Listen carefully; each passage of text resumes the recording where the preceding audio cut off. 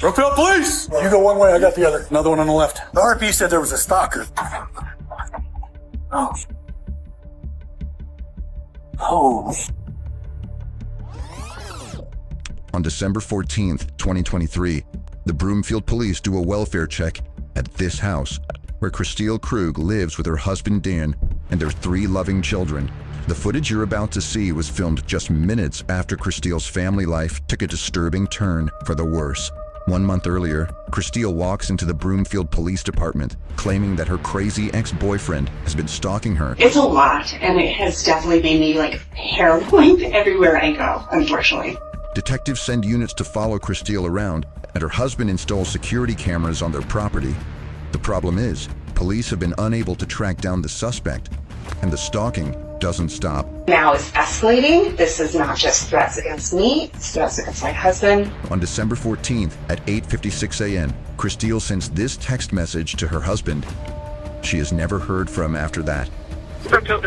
My wife isn't responding to text messages or phone calls. Okay. We've had threats against us. Can I get maybe a wellness check at the house? We have both been targeted by a stalker.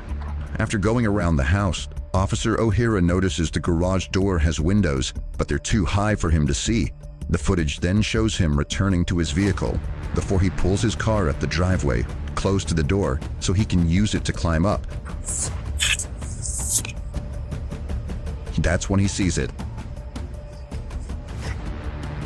151, send medical, and 110, I need a 4-centric. Broomfield police! Broomfield police! Oh. Right there, on the floor of the garage, is 44-year-old Kristil Krug, unconscious. She has a head injury, but Officer O'Hara is not sure if she simply fell or if she was attacked. I'm on CPR. Let me know when the next unit is close. I'll open the garage door, particularly medical. Outside, Kristil's mother Linda walks up to the house just as Officer O'Hara opens the garage door for the paramedics. I need you to stay out, please. I need you to come over here for a minute, okay? So we can work. She's okay. As other family members start arriving, police secure the rest of the house. Move that place, ain't no inside, make yourself known. Clear here, coming out. You go one way, I got the other. Clear here. She's got a good head wound. I think it's from falling down. Guys, you see anything other than a fall type of wound? That's a scalp wound. Police can tell Kristil was attacked getting into or out of her car. She was hit over the head before the person stabbed her. They rolled out the stretcher and I thought, oh, she's gonna be okay. They're gonna do everything for her. But then they rolled the stretcher back out without her. I knew. Soon after, a scream is heard coming from down the road. It's Kristil's husband, Dan. Hey, stay back, stay back. It's my house. I'm just scared. It's my house. He's just learned the news that his wife was murdered and runs into the arms of Kristil's family.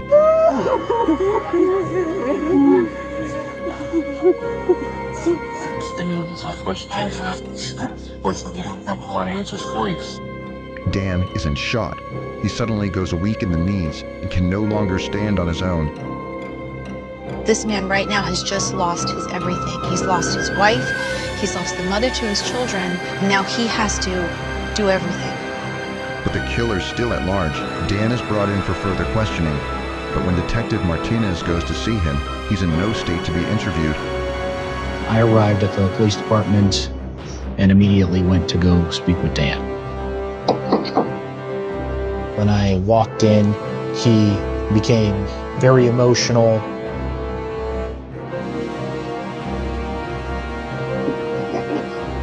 I know it.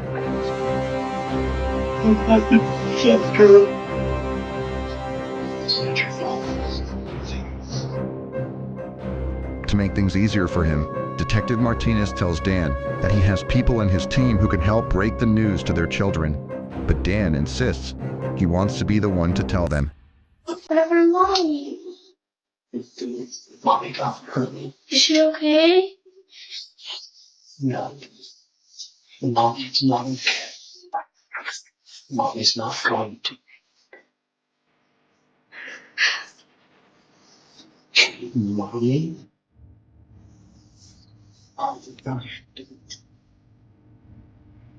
For now, Detective Martinez is worried about protecting Dan and his 3 kids before the killer claims another victim.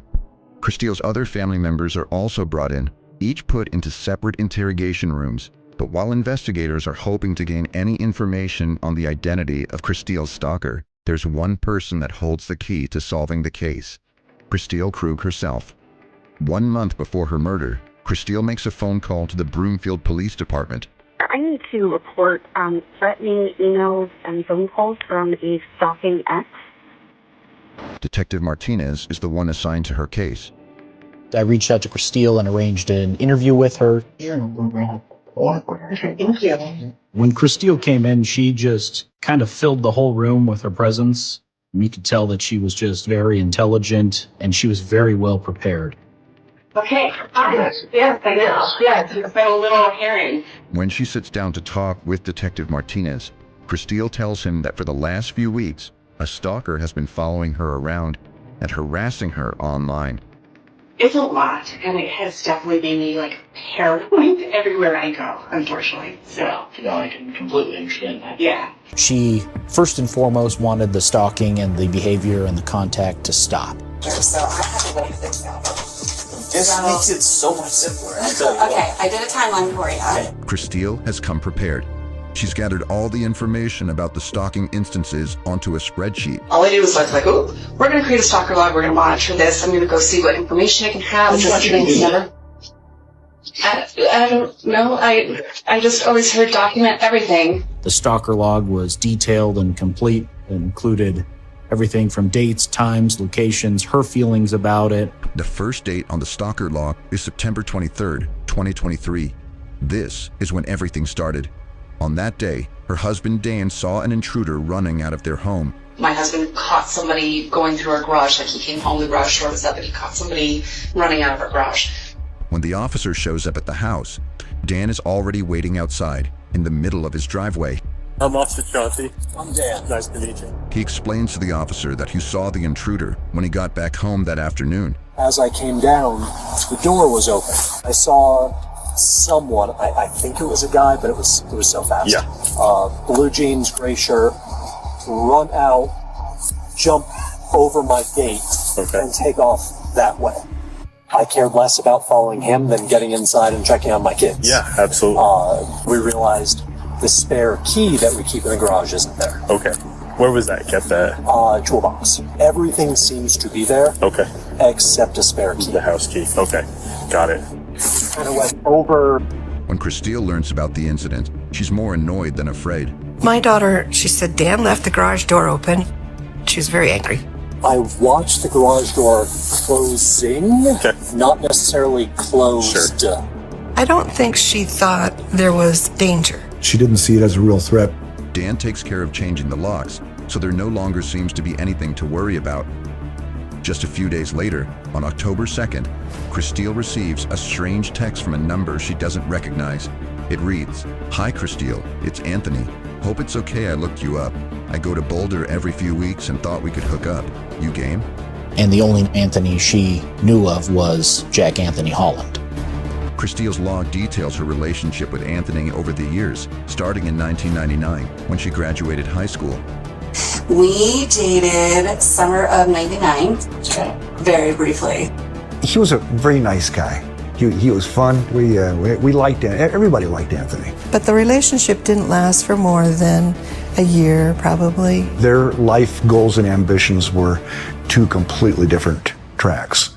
I was going to college. I was like on an engineering track. There was just total different lifestyle choices. I broke it off with him, and we ended fairly amicably.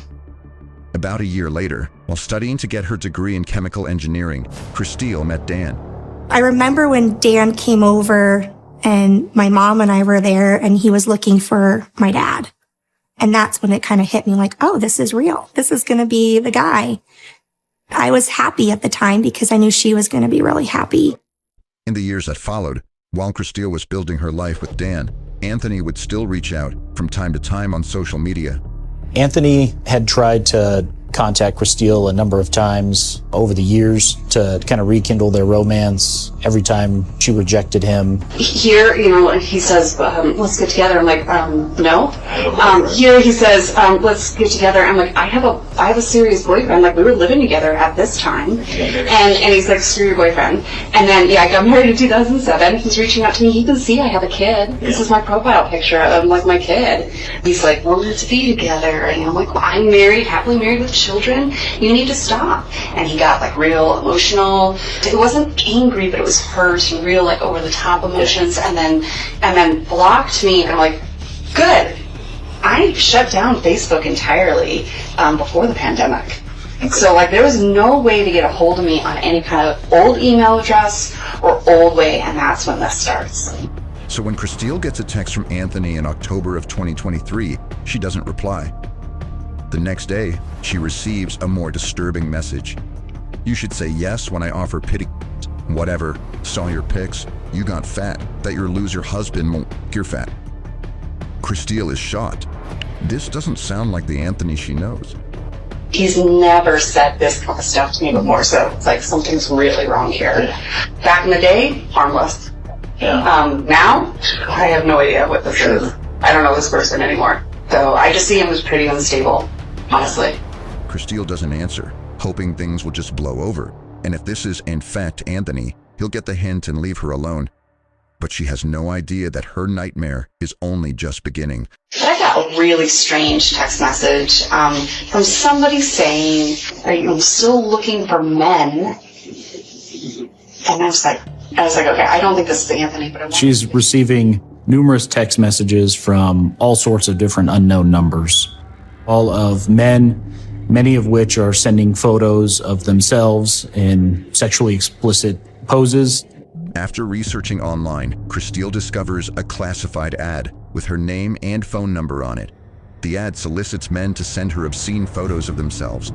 Kristil is convinced someone posted the ad to torment her, but she can't be sure if Anthony is behind this. Whoever it was, this bizarre incident is causing tension between her and Dan. They weren't as connected and with each other as much as before. They were constantly arguing. Then, on October 31st, almost a month after those first text messages, she gets an email with a picture of her husband.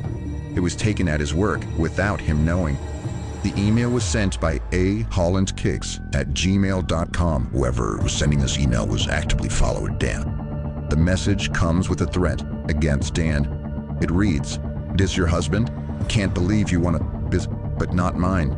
He needs to drive safe. Don't want a clear rubber hose in his tailpipe." This now is escalating. This is not just threats against me, it's threats against my husband. My husband has a camera in his car. He did not see anybody. And then unfortunately lost all the video because he didn't save it. So I don't have any video evidence. Kristil now has a clear indication that she and her family are being followed, and she's terrified. But the thing that bothers her the most is she never thought her ex-boyfriend Anthony Holland would be capable of doing something like this. There was nothing in the relationship other than him being like stupid with stuff that was ever violent. We argued, but never like in a violent way. When her parents come to visit her that weekend, Kristil doesn't hide what's been happening. I need to let you know I'm being stalked. I'm getting emails from Anthony. He's threatening me with things. He's saying just bizarre things. She had called me to ask if I could help her get a restraining order, and kind of what that process would look like and what she needed to do to get her ducks in a row. Kristil has already hired a private investigator to find Anthony so she can serve him the restraining order, but tracking him down proves to be much harder than expected. News everywhere. It's like all over the place. Temporary protection order was what she was going to seek, which would require him to be served with paperwork in person. Because I don't have an address, I can't submit that civil protection order. And there are tons of addresses. He moves everywhere and between like 3 different states. Dan installs security cameras on their house and both buy dash cams for their car in case Anthony follows them while they're driving. First and foremost, Kristil is worried for the safety of her children and her husband Dan, so she starts carrying a 6 Sauer 9mm. She felt she had to get a gun. My heart just sunk. She had a concealed carry purse specifically designed for that gun. I do have weapons in my home. I am intending to register for a course here to relearn. It's been a long time since I've shot my guns, but to relearn and get familiarized with my handgun. And I do remember going out to the gun range with her, and she just sat in the parking lot and cried, and she was just so upset. All I could do was hug her. With everything that's happened, Kristil's children have started to notice that their mother is upset. She now has to explain to them what's been going on. I want them to also know that they can stand up for themselves in situations that might be threatening. So she was telling them all about what they needed to do if an intruder came in. My oldest said, she's like, I'm glad that you told me something. She's like, because this is making me, she's like, it was making me feel worse when I just heard you guys talking in hushed tones. Kristil is doing her best to keep their lives as normal as possible. She makes sure her oldest daughter can focus on her dance classes instead of worrying about her mommy stalker. She was so active in all of her daughter's performances and would be backstage and would be like a mom backstage helping all the little dancers get out to the stage on time. And with Christmas just around the corner, Kristil's daughter will be performing in 2 productions of The Nutcracker, something she's been looking forward to the whole year. But because of what's been going on, and because no one knows where the stalker is, Kristil is asked by the artistic director and the company to stop volunteering and to stay away from her daughter's performances. it was devastating to her. I think a lot of this is the trying intentionally to scare me, as opposed to actually trying to approach me. But my fear is, when does that switch happen where he suddenly gets emboldened because I'm not responding? When Kristil leaves that day, I'm believing that this is a very real issue and there are credible threats, and we need to get on top of this quickly. The first thing Detective Martinez wants to do is confirm the identity of the stalker. He served search warrants to Verizon, TextNow, and Google. Their records could prove that Anthony Holland is in fact the one behind these threats. When we serve a search warrant to any major company, it takes time. Weeks, if not months, for some companies. It would be, I think, foolish of any detective to go talk to somebody that they don't even know that is actually the person. If I get involved too early and start trying to be like, hey, knock it off, this isn't okay, it usually throws fuel on the fire and kind of emboldens, because look at me, this cop... I'm getting no consequence. Right, this cop came to me and I have no consequence. He just told me to knock it off. Like, what'd you do, you know? Like, yeah. November 9th, just 2 days after her meeting with Detective Martinez, Kristil receives another text message that only makes things worse. It reads, "Saw you at dentist, you got so, in my car, so I on yours. See you soon." Alluding to the person being outside in their own car watching Kristil. Kristil immediately notifies Detective Martinez, who sends an officer over to her house. Kristil, how's it, Henry? Yeah, nice to meet you. Very good to meet you. I talked to you today. That "saw you at the dentist" text has gotten Kristil worried her stalker might have put a tracker on her car. I can only assume a tracker, based on the fact that he could show up there, and I don't see vehicles unless he's like stationed out like on corner. He really just gets straight to know we need it. We put Kristil's car on a lift. We checked that car top to bottom, front to back, and we couldn't find anything on her car. I'm live streaming my location all the time to my brother. Okay. So that he knows anytime I'm in the house also. So, like, everyone knows where I'm going to be from now on. Okay. I arranged for some undercover officers to follow her around, kind of to sit outside of her home to see if there was any weird cars or anything like that. We weren't able to identify anybody. The constant paranoia is taking a toll on Kristil, causing more strife in her relationship. She and Dan have been fighting more and more, to the point where Kristil tells her parents they're headed for divorce. And then more texts come in, making it clear what Anthony is planning next and who he's aiming for. "I'll get rid of him, and then we can be together. So easy. Give me the signal, and he won't come home." It was a direct threat towards Dan. Basically implies that they belong together and that he will make Dan disappear. Dan? So Dan also comes in to talk to Detective Martinez. I just wanted to sit down with you and kind of, one, see how you're doing. I don't know where to start with that open-ended question. Largely being paranoid for the last few days. my panic level has gone considerably higher. I have a retractable asp steel baton, pepper gel spray, always in this pocket. I went to the grocery store briefly on Tuesday, and someone behind me dropped a can. Panicked. So what am I doing? I'm panicking. And I'm doing a job of protecting my wife. Interacting with Dan that day, I felt that Kristil was better equipped to defend herself than Dan was to defend Kristil. The anxiety has become unbearable, and Kristil fears she won't be able to prevent the worst from happening, that sooner or later, someone will get killed. He will never stop. He will never stop. But what she fears the most is that her children will get hurt, and she can't let that happen. I don't think she was sleeping. She was just exhausted.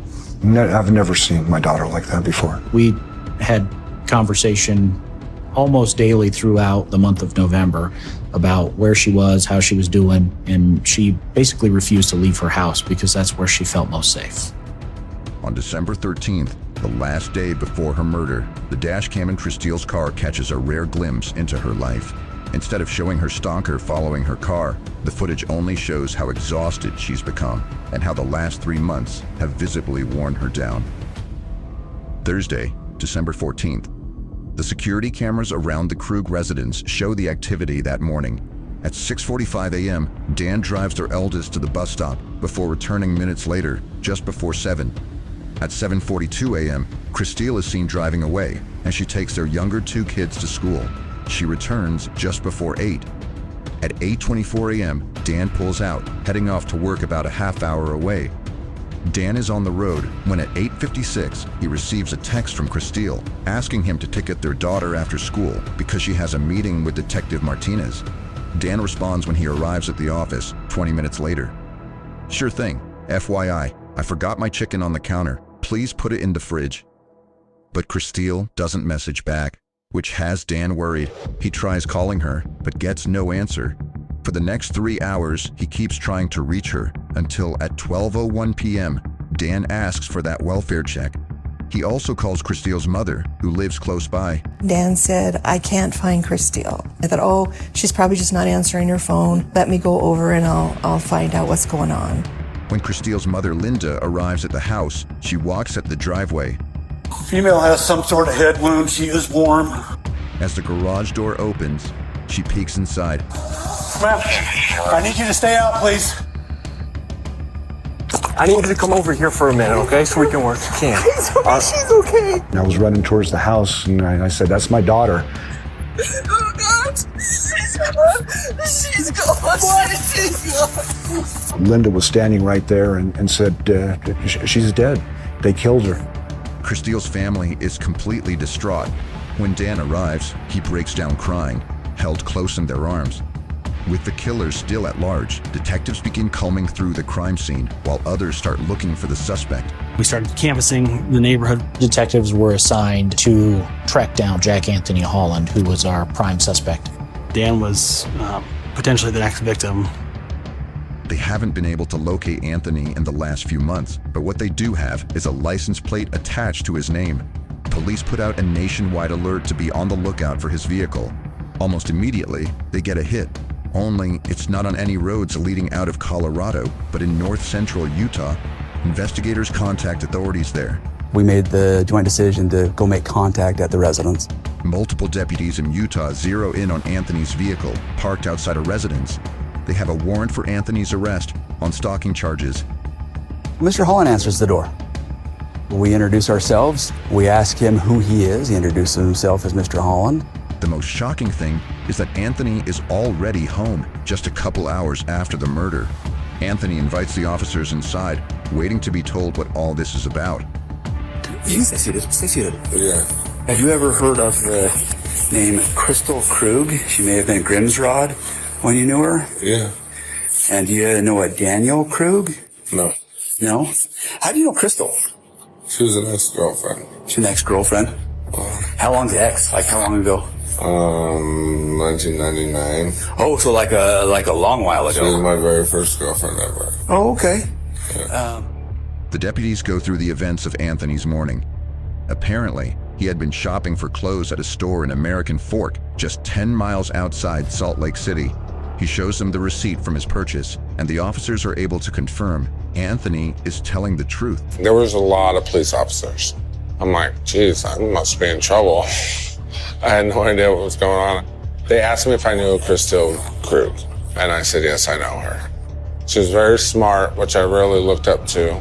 The breakup was hard on both of us. We both held each other and just cried when we broke up. I haven't cried that hard until my mom died. And we became friends on Facebook. The strange thing is, Anthony admits to having texted Kristil after their split, but says the last time he messaged her was in 2016. I got a little drunk and I left her a message saying that I apologized to her for all the things that I did when we were together, and then she stopped talking to me. I was done. It was over. Colorado police are now left without any legal basis to arrest Anthony. They have no proof he was Kristil's stalker or her killer, as he was provably 500 miles away at the time of the murder. Detectives might have lost their prime suspect, but with a murder on their hands, they can now escalate those search warrants.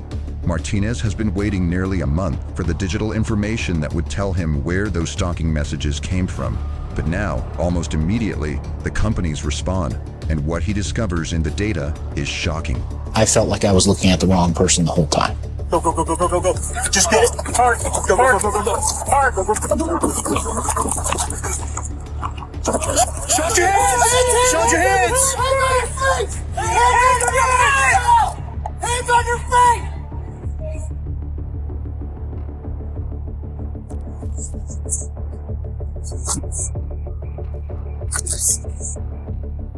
Just nope. Dan, you want me to tell your kids that you killed their mother, or do you want somebody else to? Dan Krug is arrested for the murder of his wife, Kristil. He was pulled over on his way to their daughter's performance of the Nutcracker. The data provided by Verizon, TextNow, and Google showed that the stalker had been using the Wi-Fi at Dan Krug's office. The email that was used, the phone number that was used, all of those things are coming back to one place, and that's Dan's work. The burner phone first used to text Kristil was traced back to a store in Broomfield, and it had been purchased using a gift card registered to Dan Krug. The day before the homicide, Dan had searched a number of different things related to head trauma, how hard you have to hit someone for them to be unconscious, how long someone needs to be unconscious to become brain dead, all a variety of those kinds of searches. Police also did a digital analysis of that photo of Dan outside his office. It showed the photo had been taken in selfie mode with a timer. What about the text message sent from Kristil's phone at the time Dan was arriving at work? Investigators found out that the text was scheduled to be sent after he had already left the house. Dan was building his alibi, that he's going to get this text message saying, hey, I got a text from her while she had been alive. I got this text from her. In looking back at his work camera, he took very specific routes at his work so that he was seen on camera. He receives the text message he sent himself. He starts trying to communicate back with Kristil. He doesn't want to be the one to find the body, so he calls the non-emergency line at the Broomfield Police Department and asks for a welfare check. He wanted an alibi, obviously. Why did it have to be me? As it turns out, not everyone was surprised to discover Dan had killed his wife. Just hours after Kristil's death, her mother Linda tells detectives that maybe Anthony isn't the only suspect they should look at. Her life was hell when she left Munson last year. Her husband and her were not on good terms. She told me their marriage was over. Here in the last few months, she just loathed him. I kept thinking, why are you staying? Just go. I remember hugging Linda, and I don't know why it came out, but I remember just saying, like, did he kill her? Like, did Dan kill her? And I remember Linda telling me, like, I don't know. I can't I can't shake this question. Is he the one that's been doing this with Anthony? But the most shocking statement comes from Donna, Kristil's stepmother. This never goes from here, right? She did say something that to me on Monday that was alarming. She did say that she felt like she couldn't even rule Dan out at that point.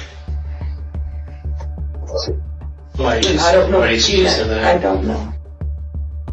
It appears Kristil was about to discover that Dan was her stalker all along, and it's possible that Dan decided to kill her before she found out the truth. April 4th, 2025, Dan Krug pleads not guilty to first-degree murder and stalking.